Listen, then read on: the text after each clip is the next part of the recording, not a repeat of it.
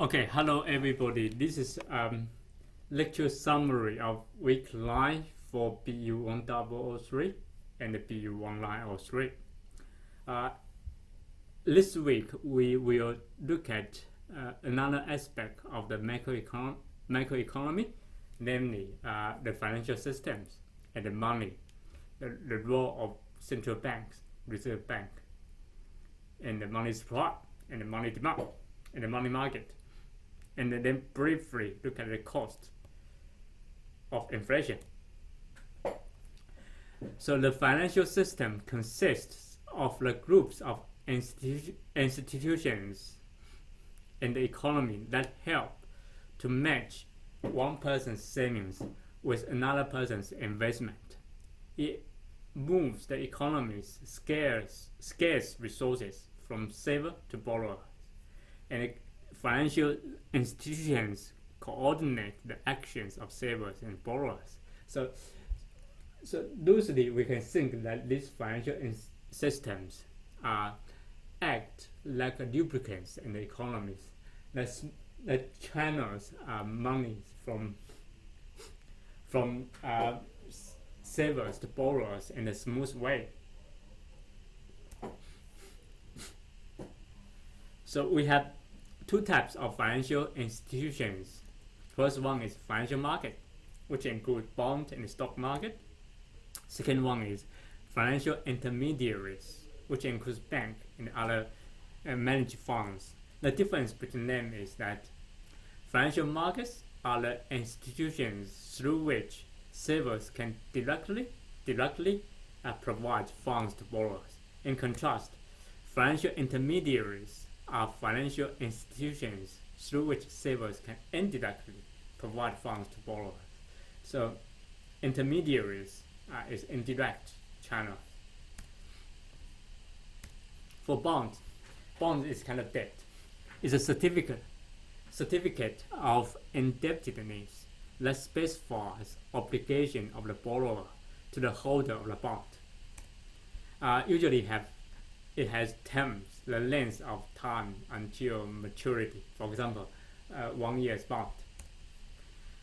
It has associated credit risks. There's always a probability that the borrower will not be able to pay you back when the bond is matured. Also, there's associated tax treatment. It is the way in which the tax laws treat the interest on the bond. In Australia, interest earned on the bonds is treated as another form of income and is therefore taxed. In the US, municipal bonds are federal tax exempt. In stock market, firms issue stock. So now this is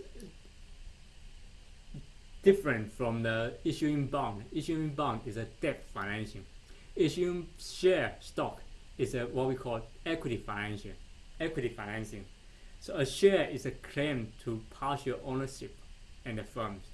So if you buy some firm's stock, you become partial owner of the firms. So compared to bond, shares offer both higher risks and potentially higher returns. So not surprisingly, if you become partial owner of the firms, you are taking up a higher level of risks compared with debt. The most important stock exchange in Australia is the Australian Stock Exchange.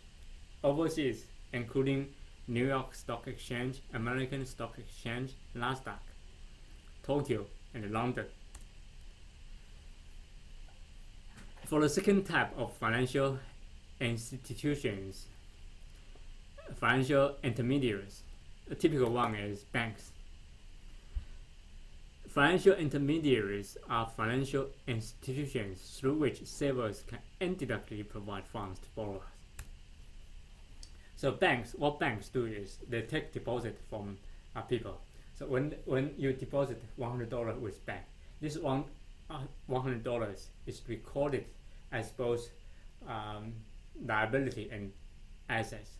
So the bank owed you $100, so it's a liability. At the same time, the bank can loan out this $100 that becomes assets. And if you deposit $100 with bank give you an interest rate. When the bank loaned $100 out to somebody else, bank charge that guys another interest rate, which is usually higher than the interest rate they pay you. Banks also help create a medium of exchange by allowing people to write checks against their deposit, and this facilitates a purchase of goods and services. Okay, money. In our daily life, we use money a lot. So what is money? Usually we take money for granted. However, here's the definition of money. Money is the set of assets in an economy that people regularly use in order to buy goods and services from other people. So here, money has three functions in the economy. First one is medium of exchange. Second one is unit of account. Third one is store of value. So each day you go to the supermarket, you use $10 to buy a bottle of milk, which is 2 liters, that costs you $2. And this ways you are using money as a medium of exchange. So it is an item that buyers give to sellers when they want to purchase goods and services. Okay, you can use money as a yardstick to post prices and record debts. For example, a 2 liters milk, the price of that is $2. A 3 liters milk is $3, and you use money as a yardstick. You can also use money to transfer purchasing power from today to tomorrow. You simply just set your $100 aside and use your $100 to buy goods and services tomorrow.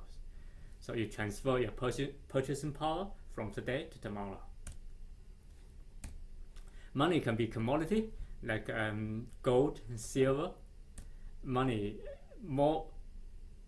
Nowadays, money is usually fiat money. It is used as money because of government decree. It does not have any intrinsic value.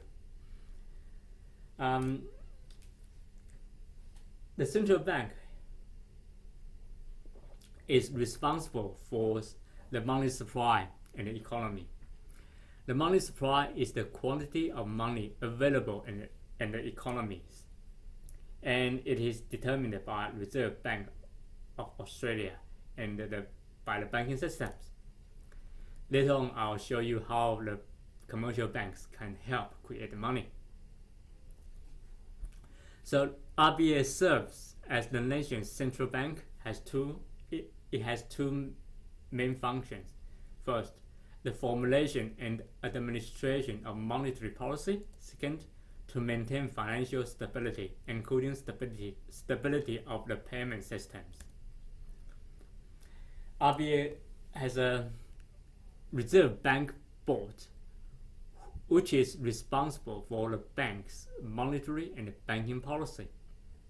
So this board has a maximum of 9 members, including governor, deputy governor, secretary to the treasury, and up to 6 other members.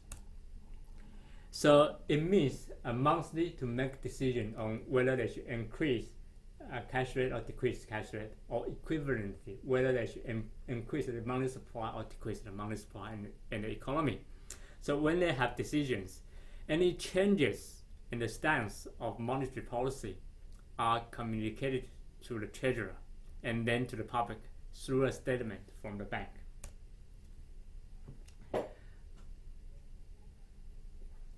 The Reserve Bank uses what we call the open market operation to implement monetary policy. The primary way in which RBA changes the money supply is through open market operation. and basically it involves purchasing or selling Australian government securities like treasury bonds.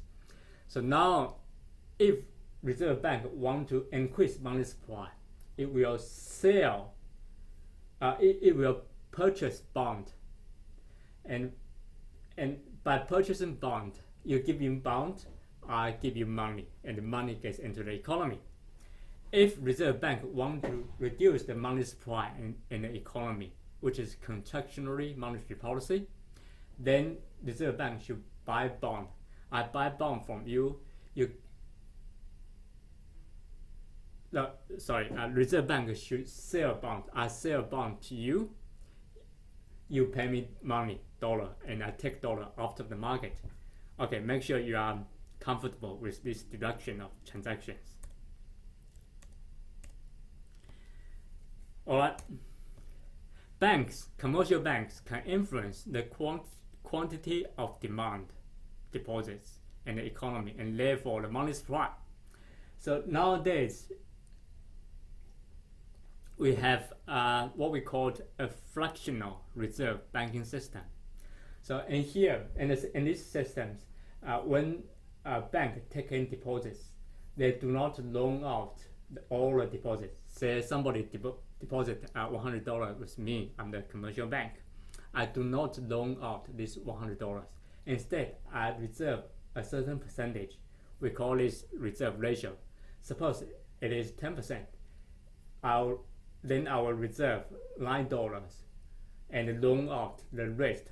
I'll reserve $10 and loan out the rest of $90. Okay. So when banks make loans from the reserve, the money supply increases. The money supply is affected by the amount deposited in banks and the amount that the bank loans. So when bank take in a deposit, is recorded in as both liability, $100, also assets, which is 10% reserve, and which is $10, and $90 loans.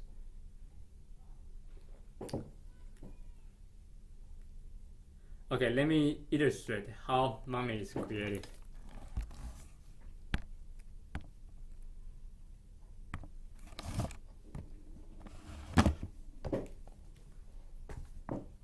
So initially, Reserve Bank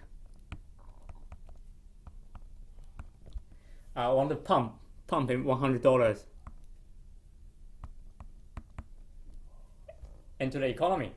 So Reserve Bank will do this by open market operation, namely to buy $100 bonds. So buy bonds, give you money, and money get into the economy. Say from John. So now at this point of time,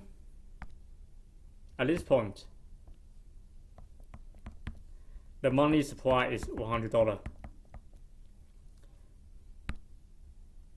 Then John deposits this $100 to Commonwealth.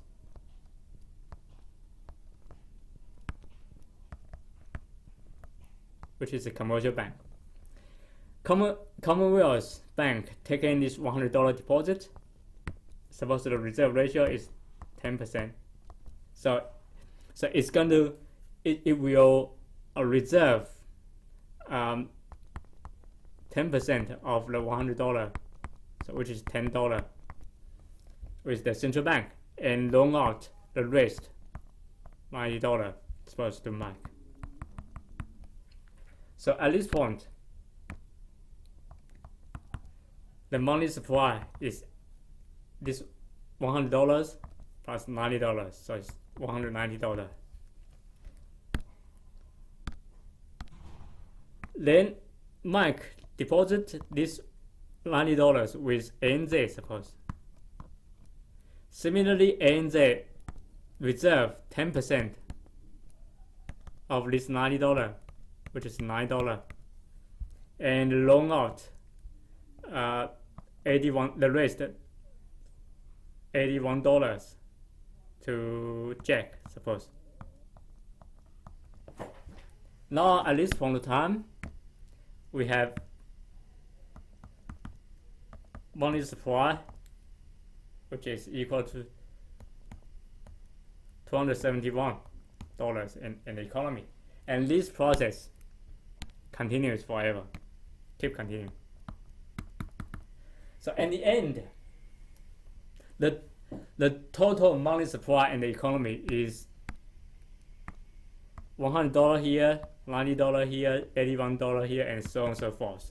So the money supply will be, and if you are curious mathematically, you will find that this is a geometric series, and that we can sum them up. So the sum of this geometric series is the initial money, initial, divided by the reserve ratio 10%. So which is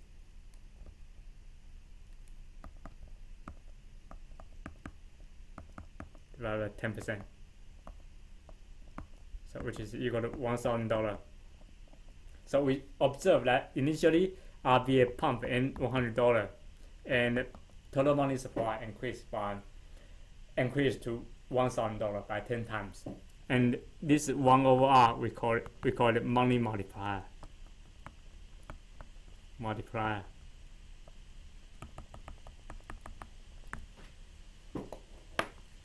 Okay, this is how money is created in the economy.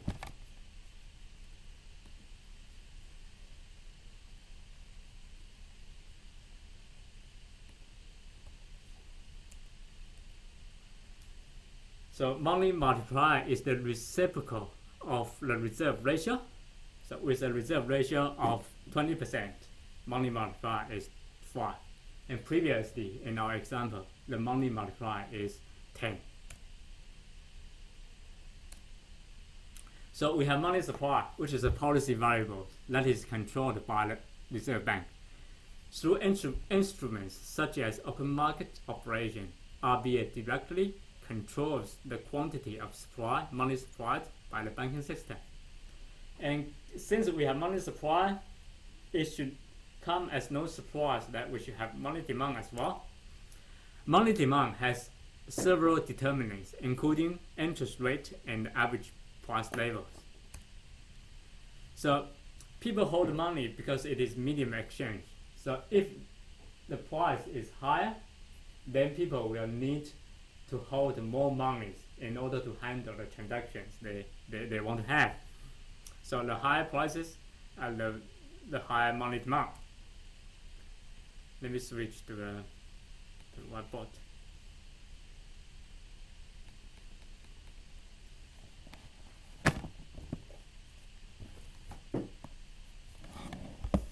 So the horizontal axis is money. And I'm going to have two vertical axes. For the vertical axis on the right is price. Note that the price is increasing from top to down. So it's increasing in these directions. So it's low here and high here. For the vertical axis on the left, I call it value of money, or 1 over P, or purchasing power of the $1. So 1 over P is purchasing power of $1.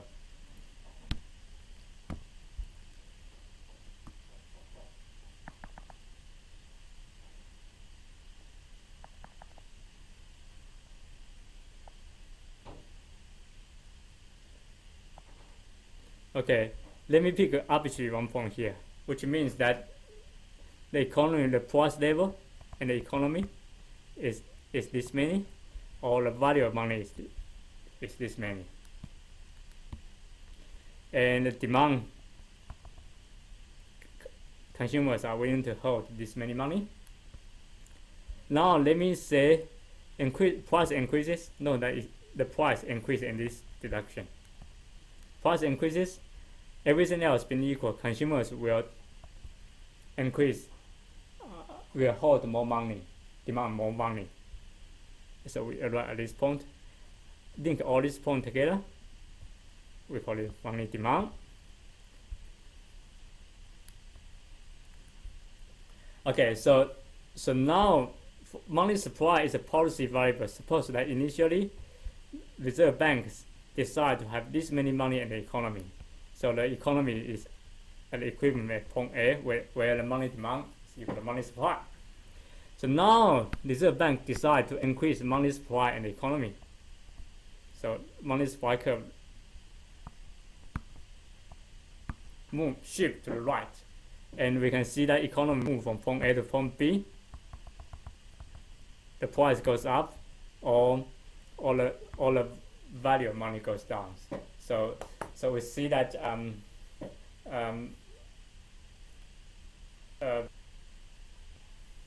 as the reserve bank increase money supply, the price goes up.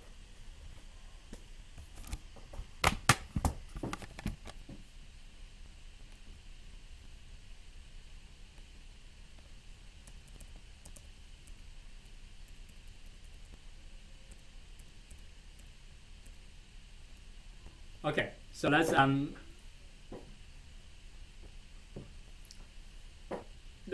supply, money demand in the money market. In our economy, we usually have inflation. Inflation is an increase in the overall level of prices. Sometimes we can have hyperinflation, which is an extraordinary high rate of inflation. Inflation is more about value of money than about value of goods. And we can use quantity of theory of money in the long-run determinants of the price level. So in this equation, we have Q, the units of outputs of goods services, and the price of them is P. So the value of these units is P multiplied by Q. And in the economy, we have M money, M dollars money, and this money flow at a velocity of V. So we use this money to denote the value of these goods and services. So they should be equal. So the velocity usually is fixed, and also the quantity, the economy is at a long equilibrium, so that it's at a long equilibrium. So that the output quantity is then if we double the money supply, then we exactly double the price, and we call this money is new. So money in the long run, it does not, money supply does not affect the real variables, the Q, the quantity of services. Alright, inflation is more about the value of money rather than the value of goods. Inflation does not itself reduce people's purchasing power. However, it does incur costs to the society. For example, like shoe leather cost, menu cost, relative price variability, tax distortion, confusion and inconvenience, and arbitrary distribution of wealth. For example, if price is high, inflation is high, then you possibly need to go to the bank more frequently. That wears down your shoes and this shoe leather costs. Alright, okay, that's all of the summary for this week.